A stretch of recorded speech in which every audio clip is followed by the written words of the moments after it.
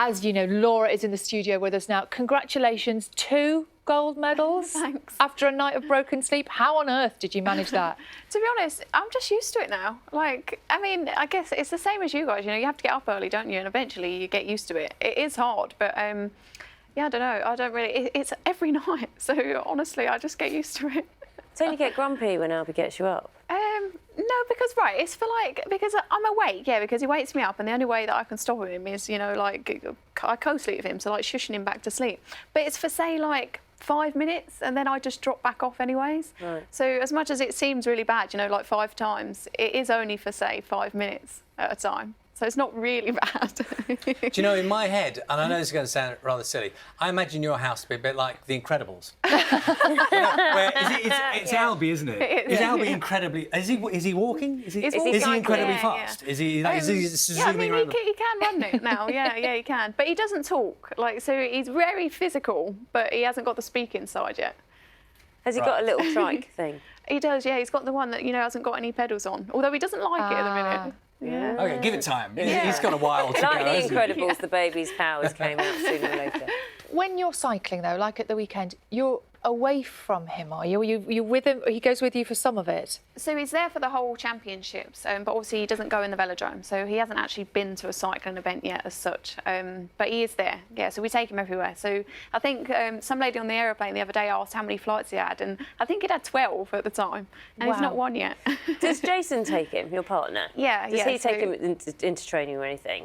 So basically, if I go away without Jace, I'll take him with me. I've got abandonment issues. I can't sleep without him. Like I need him there because I breastfed him for 6 months, so I co-slept with him to do so because obviously I didn't want to be up and down all night because I was trying to train, and then I've sort of just carried it on. So although I'm not feeding myself anymore, I do still co-sleep with him. Do you get any hassle for that? What, you know, other mums? Because it's quite a controversial thing to do, isn't it? It is, yeah. But it was the only way I could physically do it because I needed to sleep. And it just got to the point where it was easier to do that than be up and out of the bed. And the same thing now. So we'll put him into the bed, like we'll put him in his own cot, and he wakes up about 11 or 12. And then after that, I don't want to be going in and out and in and out. So I just... Do you know, there's one rule. There's one rule, isn't it? Sleep wins. Exactly. Sleep wins. Exactly. Laura, can I ask now? I mean, you're very modest about, you know, how you're managing these things, and you're saying you're just doing it because you can do it. When you think about making your comeback, you know, did you? Was there a moment when you thought, I've still got it? Do you remember, was there a day, I don't know, when you're a bike somewhere and there had been maybe concerns that something had left or whatever? Was there a moment you can remember where you think, do you know what, I'm good. This is okay. I think when my coach asked me, would I consider being selected for the World Championships in March, and I got round a team pursuit, so I hadn't done a single team pursuit. I did 3 team pursuit efforts before actually getting selected for the Worlds, and that was it. And I think after those 3, I realised that actually I could make it back, and I was part of the team already. Did you want to? Yeah, I did, yeah. I mean, it's a tough one because I get mum guilt. I mean, I'm like any other mum, you know, and well, I mean... And mum guilt's a phrase we've been using because Serena Williams has used it as well. And I mean, I think it's the same for Jace as well, because obviously he goes away racing, and I think he doesn't want to leave him as much as I don't. So I don't think it is just mum guilt, but obviously that is the saying. And I do feel bad. So, for example, at the European Championships, before the elimination race, although it's part of an Omnium, the standalone isn't an event on its own. And I was a bit like, what am I doing? Like, why am I leaving him to do a non-Olympic event? Like, because British cycling is based purely around Olympic events. So they're the ones, you know, you want to compete in, they're the ones you want to win. And so I was like, why am I leaving him, like, to do this race? But then obviously you get to the track and then it all comes back and, like, you compete really well. And then I'm like, well, that's why I did it, because, you know, I can now inspire Albie to go out there, and he wouldn't get the experiences if I didn't carry on. You mentioned Olympic events. Your target is Tokyo 2020, surely? Yeah, it is, yeah. And are you building yourself up slowly to that? Because actually you're not training anything like the amount of hours you used to. I mean, how do you even plan to get there now? So it's a 2-year cycle now. You know, that's how long it takes you to qualify for the Games. So it's stepping stones now, really. So the World Cup season, I've got enough points now to do the World Cup season. Because even if I wanted to do the World Cups last year, I couldn't have, because you need a certain amount of points like throughout the season. And obviously I didn't race, so I didn't have them. Whereas now I've got enough. So they start in October. So I can actually start getting qualified for the events now. Didn't Jason secretly retire?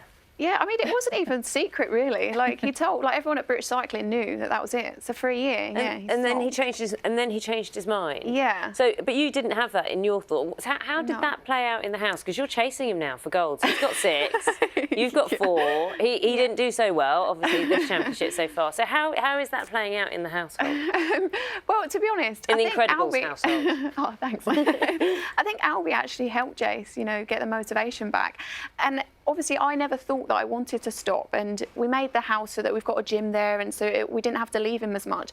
And I think Jace thought, you know, we can both do this. We can both come back. And, you know, we can't do it without the support of the grandparents. They are absolutely unbelievable. Like, that's how we do it. They look after him. And I feel so comfortable doing that. And I think that's why, you know, we've got the confidence to leave him, because he is with family members all the time. But Jason's focused back on it? Yeah. So he didn't get the opportunity to do an individual event, which I think he would have loved to have done, you know, at the Europeans.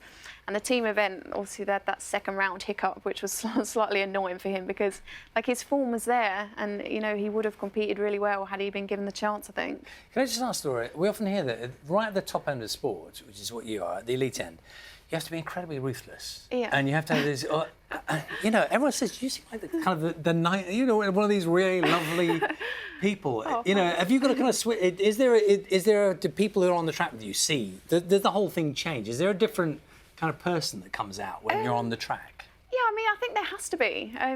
You know, everybody who steps onto that velodrome wants to win. And, I mean, it's not win at all costs, as in, like, I would never do something to, like, hurt a competitor or whatever, but I'm giving it my best shot. You know, the minute I put my leg over that bike, I'm giving 100%. So, yeah, I would say I'm not nice, I guess, when I get on the bike. I'm in the zone and I'm going for gold. You don't look very mean to me. Not right now. Yeah, but if you were lining up on the track... Oh, I wouldn't do it. I'm too scared. Then she's scary. Oh, Laura, it's so lovely to talk to you. Thank you so much for thank coming you. in. Congratulations. Thanks.